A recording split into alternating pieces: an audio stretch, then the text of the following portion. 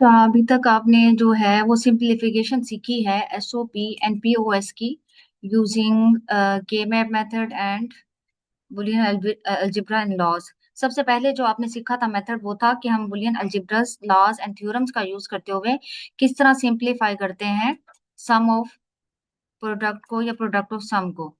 ठीक है, मतलब एक्सप्रेशंस को किस तरह सिंप्लीफाई किया जाता है। फिर सेकंड मेथड आपने देखा कि के मैप के थ्रू हम सिंप्लीफिकेशन परफॉर्म करते हैं पीओएस एंड एसओपी एक्सप्रेशंस की। तो आज जो आप देखने वाले हैं वो है नेक्स्ट मेथड, जो कि एक टेबुलर मेथड है। उसको हम डिटेल में देखेंगे और उसकी एक एग्जांपल सॉल्व करेंगे वन बाय वन। ठीक है, तो ये आपकी बुक का जो है वो चैप्टर नंबर 5 है और पेज नंबर 180 है। ठीक है, पेज नंबर 180 पे ये मेथड गिवन है। ये एक टेबुलेशन मेथड है, कॉइन एमसी क्लास की मेथड है ये। इसको जो है शॉर्ट फॉर्म में क्यों एमसी मेथड भी बोला जाता है। ठीक है, ये भी हमारे पास क्या है, एक यूजफुल मेथड है for the simplification of Boolean expression.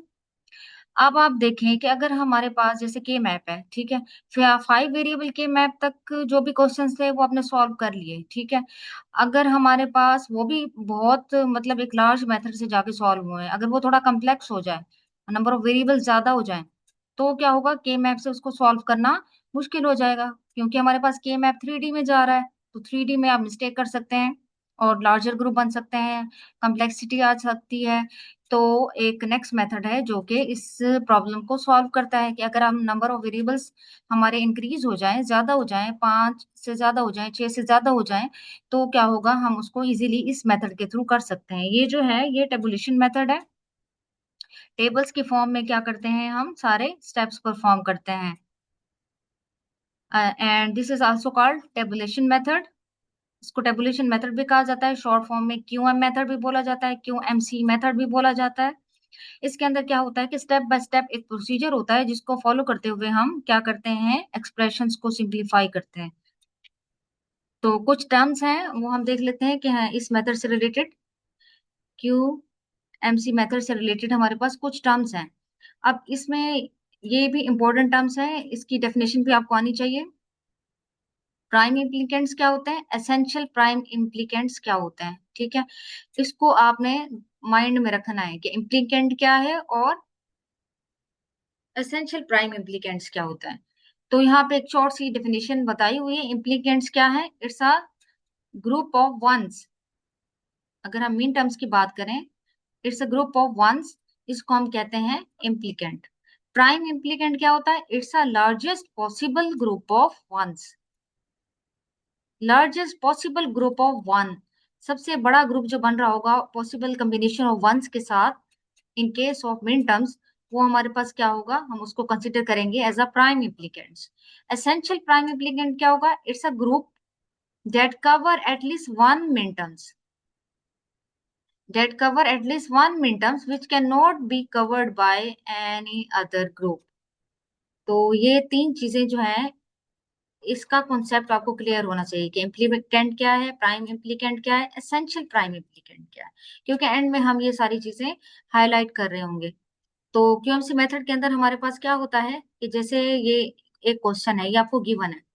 ठीक है, ये आपने पहले भी इस तरह के क्वेश्चन सॉल्व किए हैं के मैप के थ्रू। ठीक है, तो आज हम इसको सॉल्व करेंगे क्यूएमसी मेथड के थ्रू, जो कि एक टेबुलेशन मेथड है।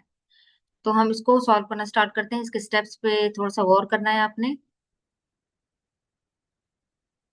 ये हमारे पास हमारा क्वेश्चन है। ठीक है, अब इस क्वेश्चन में देखें, हमें number of main terms given है, मेन टर्म्स की पोजीशन गिवन है, जैसे आपको के मैप के अंदर गिवन होती थी। तो यहाँ पे भी आप देखें हमें मेन टर्म्स की पोजीशन गिवन है, 0, 1, 2, 8, 10, 11, 14, 15। ठीक है, आप इसको के मैप से भी कर सकते हैं, लेकिन आज आपने एक नया मेथड सीखना है और इसके थ्रू करना है, तो हम इसको इसके थ्रू ही लेके चलेंगे। लेकिन स्टेप बाय स्टेप आपने थोड़ा ध्यान से देखना है कि फर्स्ट स्टेप क्या होने जा रहा है। अब ये क्वेश्चन आपको गिवन है, अब आप देखें इसमें कितने नंबर ऑफ वेरिएबल्स हैं, 4 नंबर ऑफ वेरिएबल्स हैं। और मिन टर्म्स की पोजीशन भी गिवन है, तो हम क्या करते हैं, टेबल बना लेते हैं। मतलब मिन टर्म्स कौन कौन सी गिवन है, 0 ऐसा मिन टर्म है, ठीक है। ए बी सी, यहाँ पे डी भी आएगा क्योंकि 4 वेरिएबल्स आ रहे हैं ना हमारे पास। तो ये ए बी सी और डी, ये हमारे पास 4 वेरिएबल्स हैं। तो 0 के लिए हमने 4 बिट रिप्रेजेंटेशन कर दी, इसी तरह 1 के लिए 4 बिट रिप्रेजेंटेशन, इसी तरह 2 के लिए 4 बिट रिप्रेजेंटेशन, इसी तरह 8 के लिए 4 बिट रिप्रेजेंटेशन आ गई। इसी तरह आगे 10 के लिए भी 4 बिट रिप्रेजेंटेशन करेंगे, 11 के लिए करेंगे, 14 के लिए करेंगे और 15 के लिए करेंगे। तो सबसे पहला स्टेप आपका ये है कि आप क्या करें, मिन टर्म्स की पोजीशन को राइट करें, ठीक है। जितने नंबर ऑफ वेरिएबल्स हैं वो राइट करें, उसी के अकॉर्डिंग नीचे उसकी बाइनरी फॉर्म राइट कर दें। अभी ए बी सी डी था, ठीक है, तो यहाँ पे 4 बिट का नंबर बनता है ना, तो 0 की 4 बिट रिप्रेजेंटेशन कर दी, 1 की, 2 की, 8 की, इसी तरह 10 11 14 एंड 15। ये फर्स्ट स्टेप है हमारा। ये फर्स्ट स्टेप आपने यहाँ से देख के कंप्लीट कर लेना है। तो यहाँ तक क्लियर हो गया कि आपने सबसे पहले क्या करना है, मिड टर्म्स की पोजीशन को राइट कर देना है, और फिर उसी के अकॉर्डिंग उसकी 4 बिट की जो वैल्यूज होंगी वो उसका एक टेबल आपने इनिशियली बना लेना है। ये सबसे इनिशियल स्टेप है। अब अगले स्टेप पे हम चलते हैं। यहाँ तक फर्स्ट स्टेप कंप्लीट हो गया, ठीक है।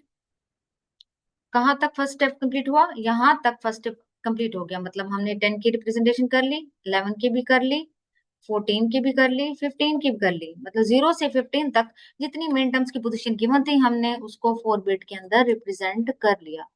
अब आती है बारी नेक्स्ट नेक्स्ट स्टेप की। नेक्स्ट स्टेप में हमने फर्स्ट लेवल का एक टेबल बनाना होता है, ठीक है। उसके अंदर हमने क्या करना होता है, ग्रुप्स बनाने होते हैं। ग्रुप्स किस तरह बनेंगे, बाइनरी वैल्यूज के अकॉर्डिंग बनेंगे। अब हमने क्या किया, G0 एक ग्रुप बनाया, और उस ग्रुप के अंदर हमने वो वाली टर्म्स डाली जिसके अंदर हमारे पास नंबर ऑफ 1 कोई भी नहीं है। मतलब सारी 4 बिट पूरी की पूरी क्या है, 0 है, ठीक है। इसी तरह G1 एक और ग्रुप बनाया हमने, और उसके अंदर हमने वो टर्म्स डाली जिसके अंदर नंबर ऑफ 1 1 टाइम आ रहा है।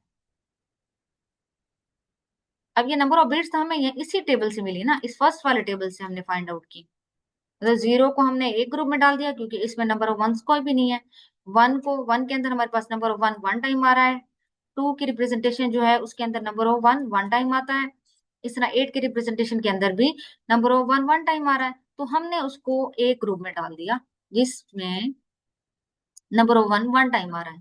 इसी तरह हमने G2 के नाम से ग्रुप बनाया। अब इसके अंदर हमने वो टर्म डाली जिसमें नंबर ऑफ 1 2 टाइम आ रहा है। तो वो जस्ट एक ही टर्म थी, 10, क्योंकि 10 की रिप्रेजेंटेशन 1010 होती है ना। तो इसके अंदर हमारे पास जो नंबर ऑफ 1 है वो 2 टाइम आ रहा है। इसी तरह G3 एक ग्रुप बनाया, उसके अंदर वो टर्म्स डाली जिसमें नंबर ऑफ 1 3 टाइम आ रहा है। तो वो दो ही टर्म्स थी, 11 एंड 14। इसी तरह G4 एक ग्रुप बनाया, और हमने इसमें वो टर्म डाली जिसमें नंबर ऑफ 1 4 टाइम आ रहा है, और वो किसकी रिप्रेजेंटेशन है, 15 की। हमें मेन टर्म्स की गिवन थी 0 से 15।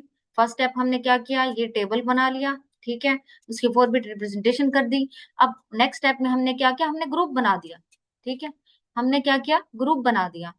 G0 के अंदर वो वाली टर्म आ गई, वो वाली बाइनरी टर्म आ गई जिसके अंदर नंबर ऑफ 1 कोई भी नहीं है। G1 के अंदर हमारे पास वो टर्म्स आ गई जिसमें 1 1 टाइम है, ठीक है। इस तरह G2 के अंदर वो टर्म आ गई जिसमें नंबर ऑफ 1 2 टाइम है। इस तरह G3 के अंदर नंबर ऑफ 1 3 टाइम है।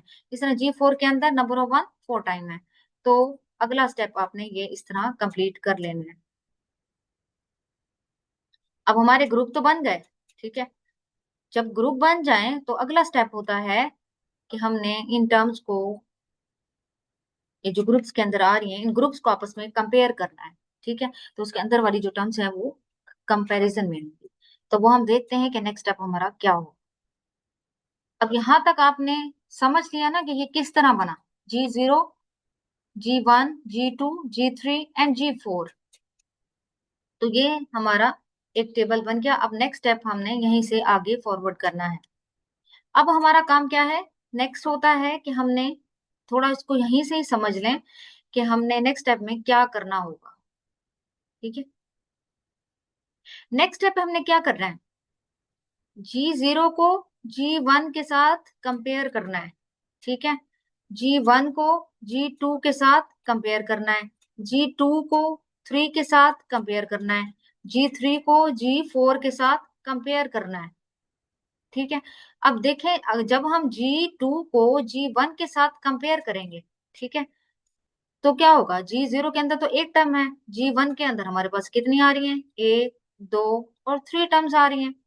तो मतलब हमने वन बाय वन चलना है, जीरो को इसके साथ कंपेयर करना है, फिर जीरो को टू के साथ कंपेयर करना है, फिर जीरो को एट के साथ कंपेयर करना है। तो इस तरह हमारा ये चलेगा। इसी तरह जब हम G1 को टू के साथ कंपेयर करेंगे तो इस वन को 10 के साथ कंपेयर करेंगे, इस टू को 10 के साथ कंपेयर करेंगे क्योंकि यहाँ पे एक ही वैल्यू है, इसको इसके साथ कंपेयर करेंगे। सेम इस तरह जब G2 और 3 की बारी आएगी तो हम इसको इसके साथ कंपेयर करेंगे और इस 10 को इसके साथ कंपेयर करेंगे। सेम जब G3 और G4 को हम कंपेयर कर रहे होंगे तो ये 11 15 के साथ कंपेयर करेंगे और ये 14 15 के साथ कंपेयर होगा। इस तरह कंपैरिजन होता है। G0 और 1 का कंपैरिजन होगा, G1 और 2 का कंपैरिजन होगा, G2 एंड 3 का कंपैरिजन होगा और G3 एंड 4 का कंपैरिजन होगा।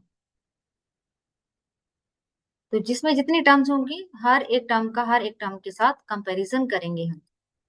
तो यहां तक आपको क्लियर हो गया कि हम किस तरह कंपैरिजन करेंगे। G0 को जब G1 के साथ कंपेयर कर रहे होंगे, G0 में जीरो एक ही टर्म है ना, G1 के अंदर 3 है, तो इस सिंगल जीरो का 1 के साथ भी होगा कंपैरिजन, इस 2 के साथ भी होगा, 8 के साथ भी होगा। वो हम आगे देखते हैं स्टेप बाय स्टेप इन सारे कंपैरिजन को।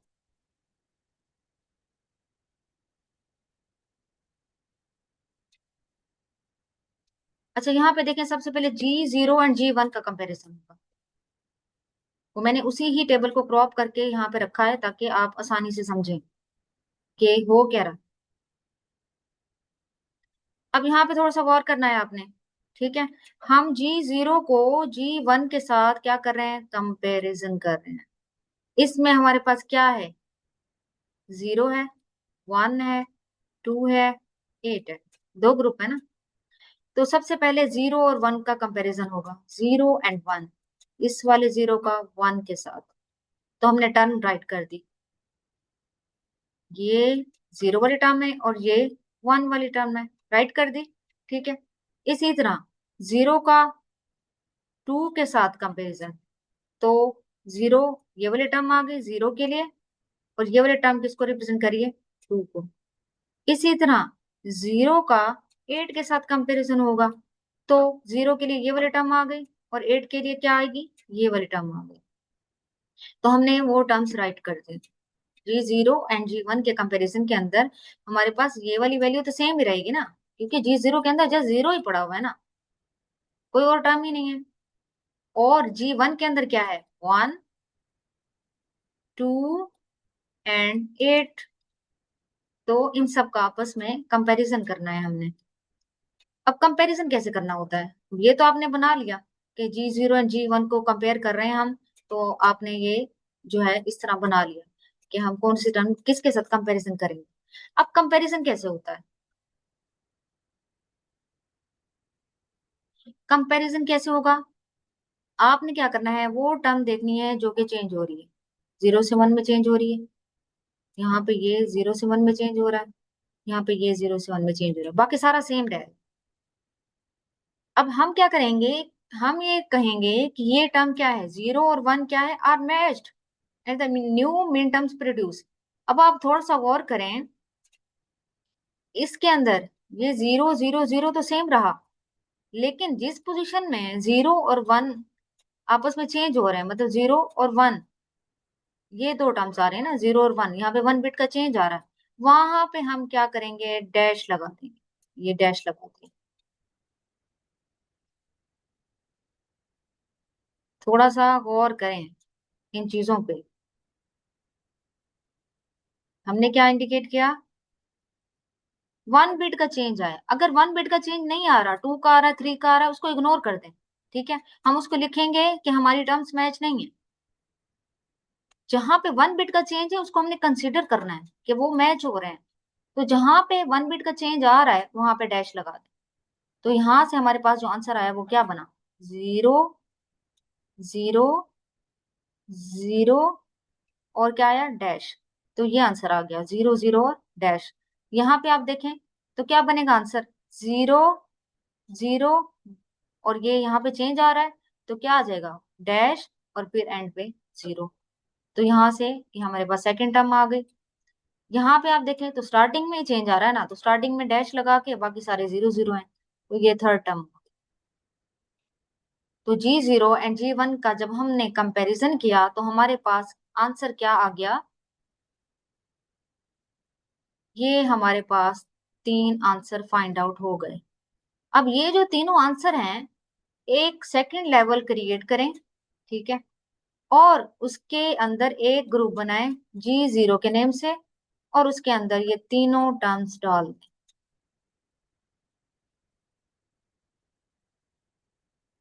ये हमारा नेक्स्ट स्टेप होता है। टेबुलेशन मेथड है ना, तो टेबल क्रिएट होगा, हर स्टेप में टेबल क्रिएट होता जाएगा। ये जहन में रखें अपने कि हर स्टेप में टेबल क्रिएट होगा। अब ये वैल्यूज हमें फाइंड आउट हो गई थी ना, तो सेकंड लेवल के अंदर ये सेकंड लेवल का एक टेबल बन रहा है। ये जस्ट अभी इसका एक स्टेप हुआ है कि हमने एक G0 के नेम से ग्रुप क्रिएट किया, उसके अंदर हम लिखेंगे कि 0 और 1 का कंपैरिजन किया तो ये वाला आंसर आ गया, 0 और 2 का कंपैरिजन किया तो ये आंसर आया, 0 और 8 का कंपैरिजन किया तो ये वाला आंसर आ गया। तो ये आपने एक ग्रुप के अंदर डाल देना है। ये हमारा फर्स्ट एक इनिशियल स्टेप है। जब हमने G0 और G1 को कंपेयर किया तो हमारे पास क्या आया, ये आंसर आ गया। अब ये एक ग्रुप बन गया। अब नेक्स्ट आप देखें, G1 और G2 को कंपेयर करेंगे ना।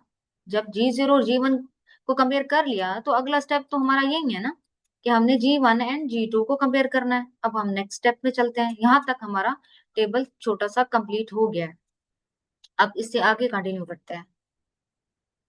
अब हमने क्या करना है, G1 एंड 2 को कंपेयर करना है। अब G1 एंड 2, अब G1 एंड 2 को कंपेयर करना है तो उसके लिए आप देखें, ये 1, ये स्टेप हो गया है। G0 एंड G1 का कंपैरिजन हो चुका है और उसका जो आंसर है वो ये आ चुका है। अब हमने क्या करना है, G1 एंड 2 को कंपेयर करना है और उसका आंसर ऐड करना है G1 में। तो हम स्टेप बाय स्टेप पहले देख लेते हैं कि हम कंपैरिजन में हमें क्या फाइंड आउट हो रहा है।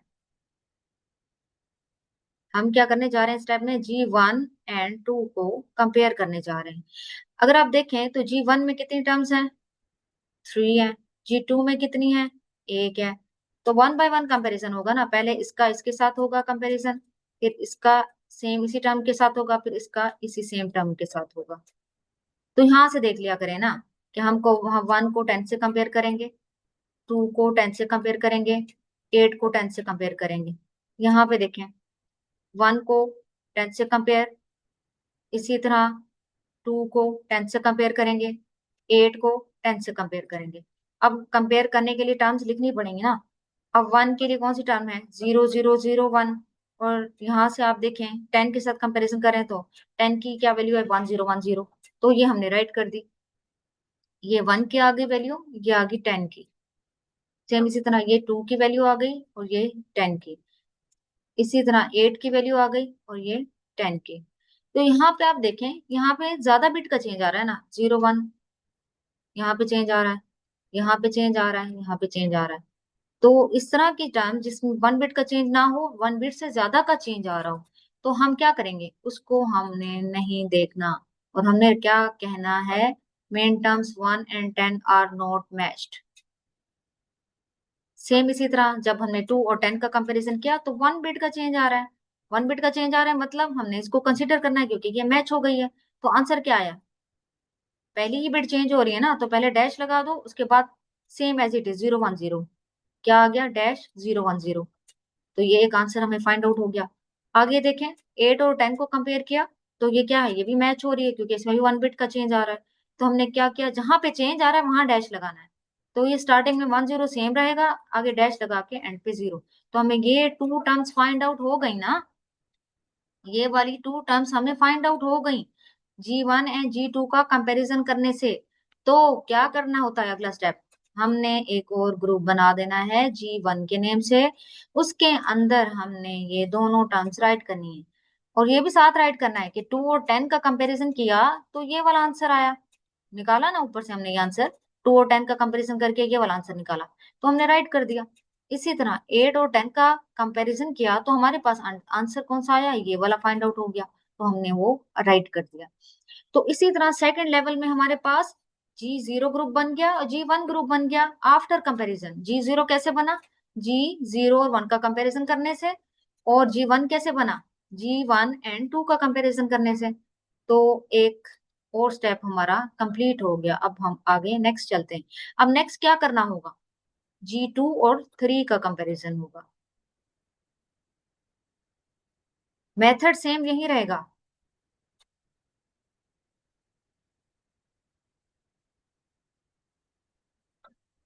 अगले स्टेप में G2 एंड 3 को कंपेयर करेंगे। तो अगला स्टेप आप देखें कि हमारे पास क्या आ गया कि हम G2 और 3 को कंपेयर करने जा रहे हैं। G2 एंड 3, G0 और 1 का कंपैरिजन हो चुका है, G1 एंड 2 का भी हो चुका है। ये वही फर्स्ट लेवल टेबल है ना जो शुरू में बना था, तो ये माइंड में रखें। अब हमारे पास नेक्स्ट क्या है, G2 और 3 का कंपैरिजन करना है ना हमने। G2 में देखें एक टर्म पड़ी हुई है, G3 में देखें दो टर्म्स पड़ी हुई हैं, मतलब 10 को 11 से कंपेयर करना है और 10 को 14 से भी कंपेयर करना है। 10 को 11 से पहले कर लेते हैं, ये 10 के लिए टर्म राइट की, ये 11 के लिए राइट की। इसी तरह यहाँ पे देखें 10 को 14 से कंपेयर करना है तो उसमें दो ही आएंगे, ये 10 की वैल्यू आ गई और ये 14 की। अब हमने कंपैरिजन की तरफ जाना है, तो यहाँ पे आप थोड़ा सा गौर करें। तो यहाँ पे क्या है, 1 बिट का चेंज आ रहा है, ठीक है। सेम इसी तरह यहाँ पे थोड़ा सा गौर करें, 1 बिट का चेंज आ रहा है, तो मतलब हमें टू टर्म्स मिलेंगी। तो यहाँ पे आप देखें जब 10 और 11 का कंपैरिजन किया,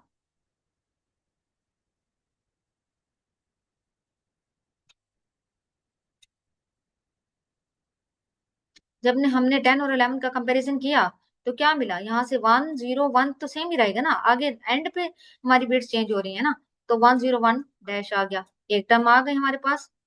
सेम इसी तरह 10 और 14 का कंपैरिजन किया तो पहले ही 1 आ गया, उसके बाद बिट चेंज हो रही है ना तो हमने डैश लगा दिया, उसके बाद से हम 1 0 आ गया, तो एक दूसरी टर्म हमें मिल गई 1 - 1 0। तो G3 और G2 एंड 3 का कंपैरिजन करने से हमें क्या फाइंड आउट हुआ, हमें ये फाइंड आउट हो गया। तो इसको भी तो किसी ग्रुप में डालना है ना, तो उसके लिए क्या करेंगे, G2 के नाम से एक ग्रुप बनाएंगे, तो उसमें हम लिखेंगे कि 10 और 11 का जब कंपैरिजन किया तो ये आंसर आया, 10 और 14 का जब कंपैरिजन किया तो हमारे पास ये आंसर आ गया। तो आप देखें कि सेकंड लेवल के अंदर जो टेबल क्रिएट हो रहा है वो G2 तक हो चुका। हम G0 से स्टार्ट हुए थे, पहले हमने इतना किया, फिर हमने नेक्स्ट स्टेप किया, फिर अब हमने ये थर्ड स्टेप कर लिया। अब हम नेक्स्ट की तरफ जाएंगे क्योंकि G3 और 4 का भी तो कंपैरिजन रहता है ना।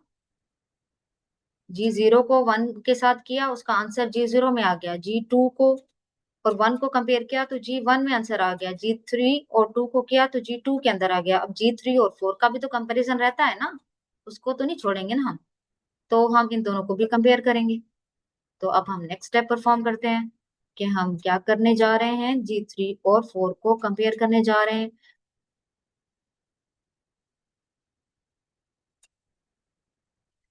अब नेक्स्ट स्टेप में हम G3 एंड 4 को कंपेयर करते हैं और देखते हैं कि हमारे पास क्या आंसर आता है। अच्छा यहाँ पे आप देखें हम क्या करने जा रहे हैं, G3 और 4 का कंपैरिजन करने जा रहे हैं। इस G3 के अंदर हमारे पास दो टर्म्स हैं और G4 के अंदर हमारे पास एक है, मतलब 11 को 15 से कंपेयर करेंगे और 14 को 15 से कंपेयर करेंगे। 11 को 15 से कंपेयर करना है और 14 को 15 से कंपेयर करना है। और देखना है कि हमारे पास क्या आंसर आता है। अच्छा, जब 11 को 15 से किया तो ये 11 के लिए टर्म आ गई, ठीक है, ये 15 के लिए टर्म आ गई। इसी तरह 14 को जब 15 से कंपेयर करेंगे, ये 14 के लिए आ गई और ये 15 के लिए आ गई। अब आप देखिए यहाँ पे 1 बिट का चेंज कहाँ पे है, ये है 1 बिट का चेंज, ये 1 बिट का चेंज है। तो जब 11 और 15 का कंपैरिजन किया तो आंसर क्या आ गया, ये 1-1-1। इसी तरह 14 और 15 का कंपैरिजन किया तो हमारे पास आंसर क्या है, 1-1-1 और डैश, क्योंकि एंड पे बिट चेंज हो रही है तो डैश एंड पे आएगा। तो अब ये जो आपको आंसर फाइंड आउट हो गया है, ये वाला जो आंसर आ गया है, इसको भी तो किसी ग्रुप में रखना है ना, छोड़ना थोड़ी है। तो उसके लिए फिर कौन सा ग्रुप बना, ग्रुप G3 बना, ठीक है। उसमें हम लिखेंगे कि हमने 11 और 15 को कंपेयर किया तो आंसर क्या आया, ये आया। 14 और 15 को कंपेयर किया तो आंसर क्या आया, ये आया। और हमने वो एक ग्रुप में डाल दिया। तो यहाँ तक सेकंड लेवल का हमारा जो टेबल है वो कंप्लीट हो गया। यहाँ तक सेकंड लेवल का जो टेबल है वो हमारा कंप्लीट हो गया। समझ आ रहा है ना आप सबको? एक दफा दोबारा आप प्रैक्टिस करेंगे तो फिर ज्यादा अच्छे से आएगा समझ। तो यहाँ तक हमने क्या किया, फर्स्ट लेवल टेबल हमारा आ गया। फर्स्ट लेवल टेबल कैसे क्रिएट हुआ था, नंबर ऑफ वंस की बेस पे, कि G0 के अंदर हमने क्या क्या वो टर्म डाली जिसमें नंबर ऑफ वन नहीं था। G1 के अंदर हमारे पास जो नंबर ऑफ वन है वो 1 टाइम है, G2 के अंदर नंबर ऑफ वन 2 टाइम है, G3 के अंदर नंबर ऑफ वन 3 टाइम है, G4 के अंदर नंबर ऑफ वन 4 टाइम है। और फिर हमने क्या किया, कंपैरिजन किया G0 का 1 के साथ, 1 का 2 के साथ, 2 का 3 के साथ, 3 का 4 के साथ। और नेक्स्ट एक टेबल क्रिएट कर लिया उसके आंसर स्टोर करने के लिए। तो G0, G1, G2 और G3 आफ्टर कंपैरिजन जो आंसर आया वो इसके अंदर हमने राइट कर दिए। तो इस तरह ये टेबल कंप्लीट हो गए। अब नेक्स्ट क्या होगा, हमारी इनपुट अब हो जाएगी सेकंड लेवल टेबल। अब हम इसको नहीं देखेंगे फर्स्ट लेवल टेबल को, अब हमारा फोकस जो होगा वो सेकंड लेवल पे होगा, सेकंड लेवल पे होगा। अब सेकंड लेवल को हम लेके आगे चलेंगे। ये फर्स्ट लेवल आ गया, ये सेकंड लेवल आ गया, यहाँ तक टेबल कंप्लीट हो गया। अब हमारी जो इनपुट है, हमारा जो फोकस है, जिसको हम लेके चलेंगे वो है सेकंड लेवल टेबल। अब आप देखें कि अब नेक्स्ट सेम वही स्टेप्स हमने क्या करने हैं, दोबारा से रिपीट करने हैं। G0 को कंपेयर करना है G1 के साथ, G1 को कंपेयर करना है G2 के साथ, G2 को कंपेयर करना है G3 के साथ। ये कंपैरिजन तब तक करना है जब तक हमारे पास सारी वैल्यूज अनमैच ना हो जाएं। ये हम करते रहेंगे तब तक। अच्छा, अब हम अगले स्टेप में हम क्या करते हैं, इनका कंपैरिजन स्टार्ट करते हैं। थोड़ा सा फोकस करें। G0 में हमारे पास 3 टर्म्स है, ये वाली, इसको हमें लेके चलना है। और G1 के अंदर 2 टर्म्स है। तो सबसे पहले इसको लेके चलेंगे कि इसका हम इसके साथ कंपैरिजन करेंगे और इसका ही इसके साथ कंपैरिजन करेंगे, ठीक है। फिर अगले स्टेप में हम क्या करेंगे, 0 का इससे कंपेयर करेंगे, 0-2 को 8-10 से भी कंपेयर करेंगे। सेम इसी तरह नेक्स्ट स्टेप में हम मूव करेंगे, इसका कंपैरिजन इसके साथ करेंगे और फिर इसका कंपैरिजन इसके साथ करेंगे।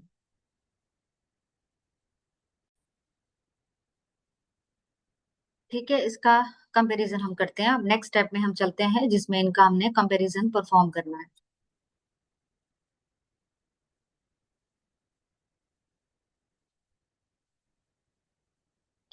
G0 एंड G1 को कंपेयर करना है ना, ठीक है। आपने देखा होगा कि हमारे पास यहाँ पे कितनी टर्म्स है, 0 और 1 और 2 और 10 का कंपेरिजन करेंगे, 0 और 1 और 8 और 10 का कंपैरिजन करेंगे। यहाँ पे आप देखें, 0 और 1 2-10 के साथ कंपेयर करेंगे, फिर 0-1 को 8-10 के साथ कंपेयर करेंगे। अगली टर्म हमारी कौन सी बनती थी, 0-2। इस 0-2 को हम इन दोनों के साथ कंपेयर करेंगे। 0-2 को 2-10 से भी कंपेयर करेंगे, 8-10 से भी कंपेयर करेंगे। अगली टर्म क्या बनती थी, ये वाली, 0 और 8। अब 0 और 8 को भी इन दोनों के साथ करना है ना कंपेरिजन। तो अब 0-8 को हम 2-10 से भी करेंगे और 8-10 के साथ भी कंपैरिजन करेंगे। अब इसमें आपने किस तरह कंपैरिजन करना है और किस तरह आपने आंसर को फाइंड आउट करना है, उसको थोड़ा देख लो। अच्छा, यहाँ पे आप देखें, हमारे पास जब हम इसका कंपैरिजन कर रहे हैं तो आप देखें दो जगह पे हमारे पास चेंजेस आ रही हैं। एक तो यहाँ पे आ रही है, तो हम इसको कंसिडर करेंगे आर नॉट मैच्ड। सेम यहाँ पे भी सेम वही चीज आ रही है, ये। तो ये टर्म भी क्या है, मैच नहीं है। ये फर्स्ट स्टेप है। आगे जब हम 0 2 और 2 10 को कर रहे हैं कंपैरिजन, सेम ये भी मैच नहीं है, ज्यादा बिट चेंज हो रही है। अगर आप यहाँ पे देखें तो यहाँ तक सेम है, जस्ट 1 बिट का चेंज आ रहा है, ये 0 और 1। ये 0 और 1 में चेंज आ रहा है, बाकी सारी टर्म सेम है। तो हम इसको कंसीडर करेंगे। हम क्या कहेंगे कि 0 2 और 8 10 are matched. Now min terms क्या प्रोड्यूस हुई, स्टार्टिंग में डैश, फिर 0 डैश 0। ये इसको करेक्ट कर लें, ये इस तरह है, डैश 0 डैश 0। ये टर्म बन गई। तो एक टर्म हमारे पास यहाँ से आ गई। नेक्स्ट जब हमने कंपैरिजन परफॉर्म किया इन टर्म्स का, तो आप देखें कि यहाँ पे क्या है, ये भी मैच हो गई है ना। तो यहाँ से हमें क्या मिला, डैश 0 डैश 0, यहाँ से मिल गया, एक टर्म यहाँ से मिल गई।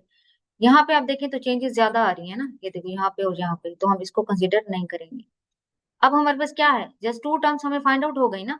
एक हमें ये वाली फाइंड आउट हो गई, डैश 0 डैश 0, एक यहाँ से डैश 0 डैश 0 फाइंड आउट हो गया।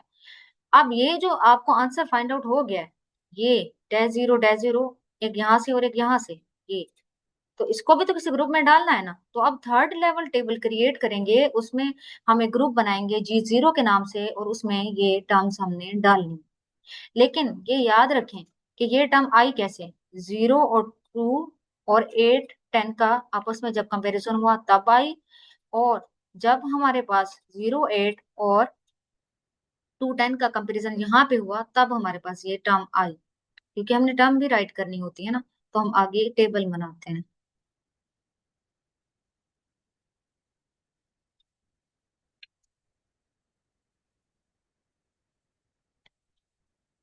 यहाँ पे आप देखें, पीछे हमने क्या फाइंड आउट किया, 0 2 8 10। ये देखो, 0 2 और 8 10 का कंपैरिजन यहाँ पे किया तो हमारे पास डैश 0 डैश 0 आया। इसी तरह 0 8 2 10 का कंपैरिजन जब यहाँ हमने नीचे किया तो हमारे पास टाइम आई डैश 0 डैश 0। ठीक है, तो उसी को ही हमने राइट किया G0 के अंदर। G0 के अंदर क्या आया हमारे पास अब, कि 0 2 और 8 10 का जब कंपैरिजन किया तो ये आंसर आया। 0 8 और 2 10 का कंपैरिजन किया तो ये आंसर आया। तो अब हमने क्या किया, यहाँ पे राइट कर दिया कि हमारे पास किस तरह आंसर आया। अच्छा, जो जो आप कंपैरिजन करेंगे, अब आप देखें कि ये जो टर्म थी ये अनमैच थी, मतलब ये मैच नहीं हुई, तो हम इसको अनटिक रखेंगे। और ये जो 0 2 है, 0 8 है, इसका आपस में हो गया कंपैरिजन तो हम इसको टिक कर देंगे। तो ये टिक और अनटिक टर्म्स लाजमी माइंड में रखनी है। अब हमारा अगला काम क्या है, G0 और 1 को तो हमने कंपेयर कर लिया, G1 और 2 को भी तो कंपेयर करना है ना। अब हम नेक्स्ट स्टेप में G1 और 2 को कंपेयर करेंगे।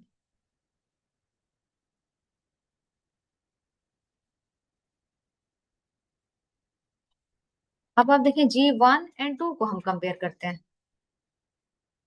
G1 और 2 को जब हम कंपेयर करेंगे तो G1 और 2 के पहले टर्म्स याद रख लें, कौन कौन सी थी।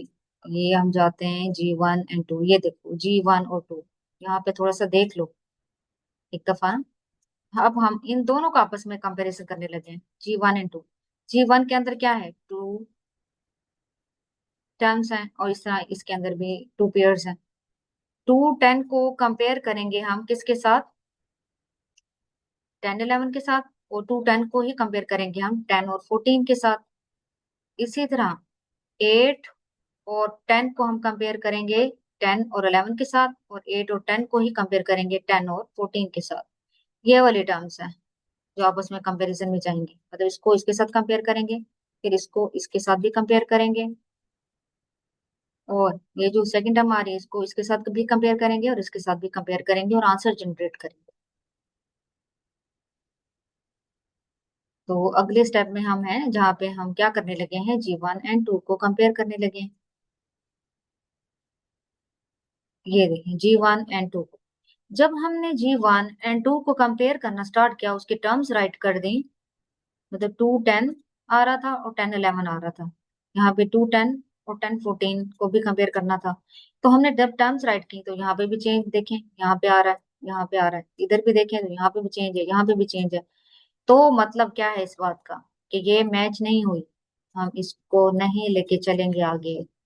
Are not matched, 2 10 and 10 14 are not matched. तो ये मिड टर्म्स मैच नहीं हुई। अब आगे चलें। अब हम क्या कर रहे हैं, 8 10 और 10 11 का कंपैरिजन कर रहे हैं, 8 10 और 10 14 का कंपैरिजन कर रहे हैं। यहाँ पे आप देखें, यहाँ पे भी तो टू टू बिट चेंजेस आ रही है ना, यहाँ पे भी चेंज आ रहा है, यहाँ पे भी चेंज आ रहा है। तो क्या है, इसको क्या समझे हम, ये भी मैच नहीं है, ये भी मैच नहीं हुए। तो मिड टर्म्स जो 8 10 and 10 11 थी आर नॉट मैच्ड।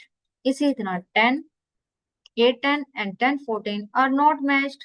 तो हम क्या करेंगे, हमें तो कुछ भी फाइंड आउट नहीं हुआ, क्योंकि कंपेयर होता तो हमें कोई टर्म फाइंड आउट होती ना। हम ग्रुप बनाते हैं, फिर उसको उसके अंदर डालते। तो इस स्टेप के अंदर जब हमने G1 and 2 को कंपेयर किया, हमें कोई टर्म्स फाइंड आउट नहीं हुई, तो हम ग्रुप नहीं बनाएंगे। अब हम नेक्स्ट मूव करेंगे, हम G2 को 3 के साथ कंपेयर करेंगे। अगले स्टेप में हम G2 को 3 के साथ कंपेयर करने जा रहे हैं। यहां से हमें कुछ नहीं मिला, तो क्या है, जस्ट G0 तक ही रहे हम। G1 तो क्रिएट ही नहीं हुआ ना, क्योंकि हमें तो कोई आंसर मिला ही नहीं है ना, कोई टर्म मैच ही नहीं हुई, कोई मिन टर्म्स मैच ही नहीं हुई। अगर मैच हो जाती तो फिर हम G1 क्रिएट करते और उसके अंदर क्या करते, उसका आंसर राइट करते उन मिन टर्म्स का। अब हमें तो फाइंड आउट नहीं हुई, तो हमारी आउटपुट वैसे की वैसी रही। अब हम नेक्स्ट स्टेप परफॉर्म करेंगे ना, G0 को 1 से कंपेयर कर लिया, 1 को 2 के साथ भी कंपेयर कर लिया, आंसर एज इट इज का एज इट इज ही रहा, क्योंकि हमें कुछ भी फाइंड आउट नहीं हुआ। अब हम क्या करेंगे, हम नेक्स्ट मूव करेंगे, G2 को 3 के साथ कंपेयर करेंगे। अब G2 को 3 के साथ कंपेयर करेंगे। अब G2 और 3 की टर्म्स राइट कर लें। ये 10 और 11 G2 के अंदर है, उसको 11 और 15 से करेंगे। इस तरह 10 11 और 14 15 को करेंगे। हमने उसकी टर्म्स राइट कर ली। यहाँ पे भी आप देखें, दो जगह चेंज आ रहा है, तो इसको तो, ये तो मैच नहीं हुई मिड टर्म, तो इसको हम नहीं देखेंगे, आगे नहीं कंटिन्यू करेंगे इसके साथ। यहाँ पे आप देखें तो 1 बिट का चेंज है, बाकी सारी टर्म सेम है। तो मतलब हमें यहाँ से क्या मिला,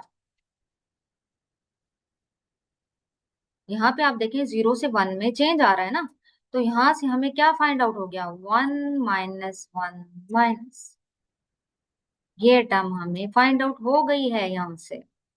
अब आप नेक्स्ट देखें कि हम इसको कंपेयर करते हैं, 10 14 and 11 15, इसी तरह 10 11 and 14 15।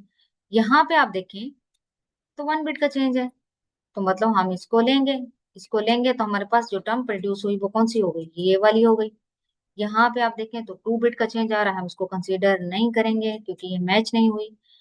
अब आप यहाँ पे देखें कि हमें दो टर्म्स फाइंड आउट हो गई हैं, 1 - 1 जब हमने G2 को 3 के साथ कंपेयर किया तो हमें क्या मिला, 1 - 1। इसी तरह यहाँ से भी 1 - और 1 मिल गया। तो आप यहीं से समझ आए कि हमने आगे नेक्स्ट लेवल के अंदर एक और ग्रुप बनाना है, जिसके अंदर हमने इसका आंसर राइट करना है। ये भी साथ याद रखें कि जब हमने 10 11 और 14 15 को कंपेयर किया तो ये आंसर आया। इसी तरह जब हमने 10 14 और 11 15 को कंपेयर किया तो हमारे पास ये आंसर फाइंड आउट हुआ है। ये भी माइंड में रखना है कि ये हमने राइट करना होता है कि हमने किसको कंपेयर किया तो हमारे पास कौन सा आंसर आया। अब नेक्स्ट स्टेप में हम क्या करेंगे, G1 ग्रुप बनाएंगे और उसके अंदर ये आंसर राइट करेंगे। अब यहाँ पे आप देखें, थोड़ा सा फोकस करें कि हमने G1 बनाया, ठीक है। अब G2 और 3 का कंपैरिजन हो चुका है, हमने एक ग्रुप बनाया G1, ठीक है। जब हमने 10 और 11 का कंपैरिजन 14 15 के साथ किया तो ये वाला आंसर आया। इसी तरह 10 और 14 का कंपैरिजन जब 11 15 से किया तो ये वाला आंसर फाइंड आउट हो गया। लेकिन ये आंसर में थोड़ी मिस्टेक है, क्योंकि हमने जो फाइंड आउट किया था वो आंसर क्या था, वो आंसर था हमारे पास 1-1। इसी तरह सेकंड पे भी 1-1। ये आंसर हमने फाइंड आउट किया है। याद है कि नहीं है? ये देखो ना, यहाँ से फाइंड आउट हुआ ना 1-1, यहाँ से भी 1-1। लेकिन यहाँ पे लिखा हुआ है -1-1, तो इसको आप कर लें 1-1। ठीक है, इसको करेक्ट कर लें। यहाँ पे ये है 1-1। तो ये हमारा अगला ग्रुप बन गया, अगला ग्रुप हमने क्रिएट कर लिया। ये मिस्टेक सबने ठीक कर लेनी है, मैं बार बार आपको कह रही हूँ कि ये गलत है। यहाँ पे आप राइट करें 1-1 और डैश। सेम इसी तरह नीचे भी राइट करें 1-1। ये करेक्ट कर लें सब। तो यहाँ तक हमारे पास थर्ड लेवल का एक टेबल क्रिएट हो गया, जिसके अंदर हमारे पास दो ग्रुप हैं, G0 एंड G1। और हमारे पास ये टर्म्स बन रही हैं 0 to 8-10। और ये भी आप देखें तो 0 to 8-10 ही है ना, सेम ही है। ये 10-11-14-15 है, ये भी 10-11-14-15 है। जिसके लिए हमारे पास आंसर क्या फाइंड आउट हुआ, -1-0। और यहाँ पे आंसर क्या फाइंड आउट हुआ, -1। ठीक है। तो आप देखें कि मजीद कंपैरिजन नहीं हो सकता ना, क्योंकि आगे आप देखें तो 2 बिट का चेंज आएगा ही, लाजमी आएगा, तो आगे कंपैरिजन बनता ही नहीं है। स्टॉप हो गया यहाँ पे। तो फिर अब चलते हैं अगले स्टेप पे, कि हमारा अगला स्टेप क्या होगा। अब इसमें अनटिक टर्म्स थी ना कोई, ये मैंने आपको कहा था कि माइंड में रखें, ये अनटिक टर्म है, ये वाली, ये वाली अनटिक टर्म है। इसको टिक नहीं किया तो हम पहले इसको राइट करेंगे, ये अनटिक टर्म है। और यहाँ पे आप देखें तो यहाँ पे ये भी अनटिक टर्म है, क्योंकि नेक्स्ट मैच नहीं हुआ। यहाँ पे भी आप देखें तो ये भी अनटिक टर्म है। तो अनटिक टर्म का हम आगे जाके इसको टेबल में इंक्लूड करते हैं। तो ये अनटिक टर्म्स हमें पता चल गई कि कौन सी थी। अब हम क्या करेंगे, टेबल बनाएंगे, ये टेबल। अब एक तो हमारे पास अनटिक टर्म अभी मैंने आपको पीछे हाईलाइट करके भी दिखाया कि कौन सी थी, 0-1। ठीक है, और उसके लिए आंसर क्या आ रहा था, 0-0-0। इस तरह हमारे पास एक और अनटिक टर्म है 0 to 8-10, जो अभी हमने फाइंड आउट किया, अभी टेबल जो बना है G0 के अंदर, उसमें -0 वैल्यू आ रही है। ठीक है, इसमें 10-11-14-15, इसमें ये करेक्ट कर लें, ये सही नहीं है। इसमें आएगा 1-1। ठीक है, तो उसी के अकॉर्डिंग मिन टर्म्स राइट कर लो। मिन टर्म्स कैसे राइट की, 0-0-0 पोजीशन गिवन है ना, तो उसकी जगह क्या आ गया, A complement, B complement, C complement. ठीक है, यहाँ पे आप देखें तो ये पोजीशन किसकी बनती है, ये वाली B की बनती है ना, तो B कॉम्प्लीमेंट है। और यहाँ पे ये C तो है ही नहीं।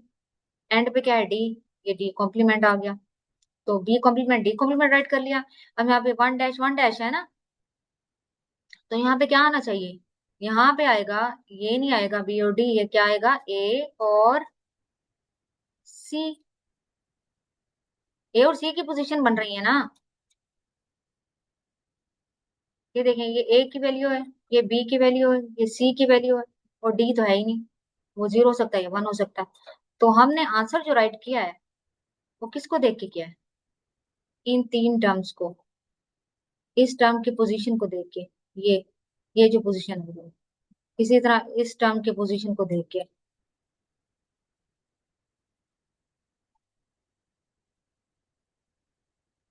ये मिस्टेक्स ठीक कर लेनी है आप सबने, मिस्टेक है इसके अंदर, बुक के अंदर भी आपके मिस्टेक होगी।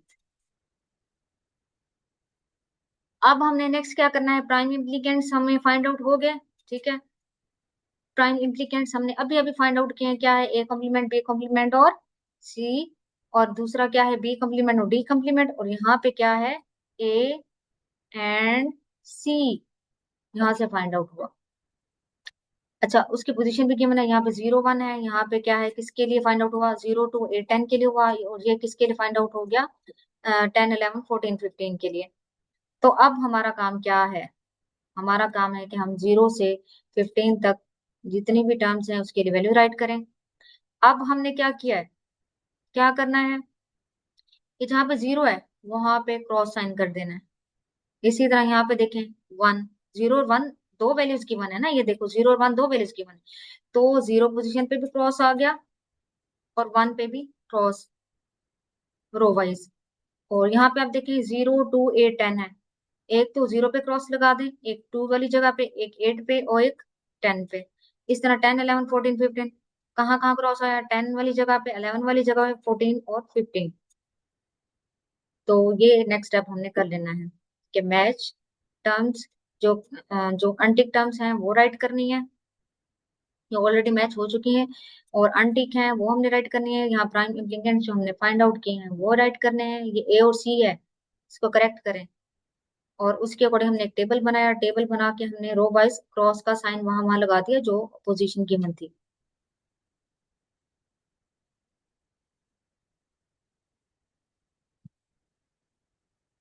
ये प्राइम इम्प्लीकेंट्स के लिए एक टेबल बन गया है। अच्छा, अब हमने क्या करना है, हाईलाइट करना है एसेंशियल प्राइम इम्प्लीकेंट्स को। ये आपके बुक की एग्जांपल भी है, बुक के अंदर जो गिवन है टेबल, उसको भी आप देख लो कि हमारे पास ये फाइंड आउट किया हमने, ये अनटिक टर्म थी, ये अनटिक टर्म थी। यहाँ पे क्या है, ए और सी, ये बी और डी नहीं है। यहाँ पे ए और सी कर लें, उसी के अकॉर्डिंग हमने क्रॉस लगाया। अब हमने, आप देखें कि अब हमने क्या कंसीडर करना है, उसको कंसीडर करना है जहाँ पे जस्ट रो। अब हमने कॉलम वाइज देखना है, कॉलम वाइज यहाँ पे एक क्रॉस है, यहाँ पे भी एक क्रॉस है, यहाँ पे भी एक है, यहाँ पे एक क्रॉस है, यहाँ पे एक क्रॉस है और यहाँ पे एक क्रॉस। यहाँ आप देखें, बाकी जगहों में देखें तो दो दो आ रहा है ना, ये यहाँ पे दो हैं कॉलम वाइज, यहाँ पे दो हैं, यहाँ पे दो।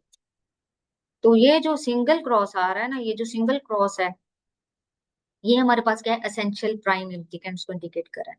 ये थोड़ी सी जो थ्योरेटिकल चीजें लिखी हुई हैं ये आप थोड़ा पढ़ लें। ये क्या है, प्राइम इम्प्लीकेंट्स का चार्ट है, ठीक है। To determine essential prime implicants, encircle the in crosses which are alone in a column। तो हमने क्या किया, उसको इंसर्कल किया जो कि कॉलम के अंदर अलोन है। तो ये जो हमारे पास आए, इनको हम कहते हैं प्राइम, एसेंशियल प्राइम इम्प्लीकेंट्स। ये प्राइम इम्प्लीकेंट्स का टेबल है और ये हमारे पास क्या फाइंड आउट हो गए, एसेंशियल प्राइम इम्प्लीकेंट्स, जिनको हमने सर्कल कर दिया। ये क्या है, एसेंशियल प्राइम इम्प्लीकेंट्स।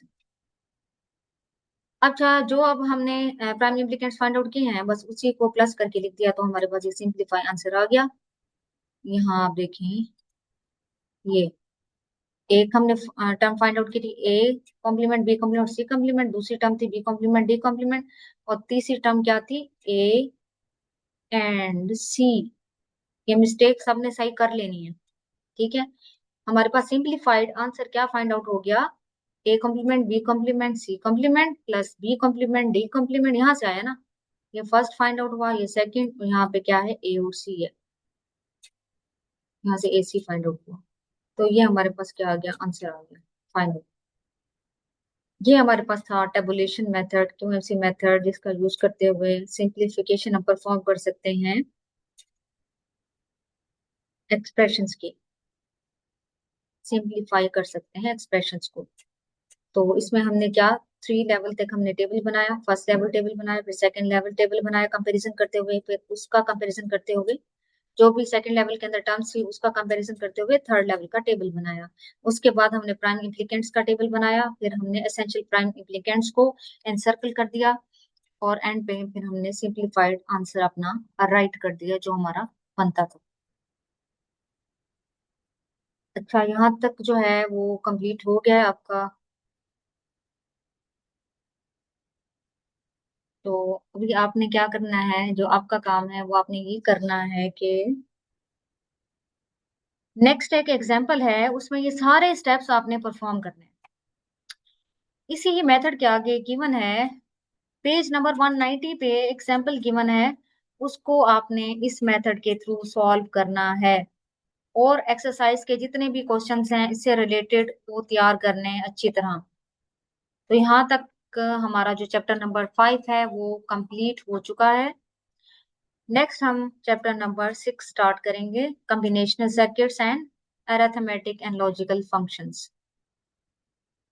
तो नेक्स्ट चैप्टर जो चैप्टर नंबर 6 है, उसके अंदर आपने जो करना है उसमें है एडर डिजाइन करेंगे और सब्ट्रैक्टर डिजाइन करेंगे। तो उसके लिए एडिशन का जो मेथड था वो थोड़ा माइंड में रखना है आपने। सब्ट्रैक्शन किस तरह परफॉर्म होती है, पीछे से रिवीजन करें। एडिशन की, सब्ट्रैक्शन की, मल्टीप्लीकेशन की और डिवीजन की। तो ये 4 चीजें आपने रिवाइज करके रखनी है चैप्टर नंबर 6 स्टार्ट होने से पहले। चैप्टर नंबर 6 जो है वो कल से ही स्टार्ट होगा। तो ये चीजें माइंड में रखें और इसकी प्रैक्टिस भी करें। इसकी एग्जाम्पल लाजमी करनी है सबने, इस मेथड की।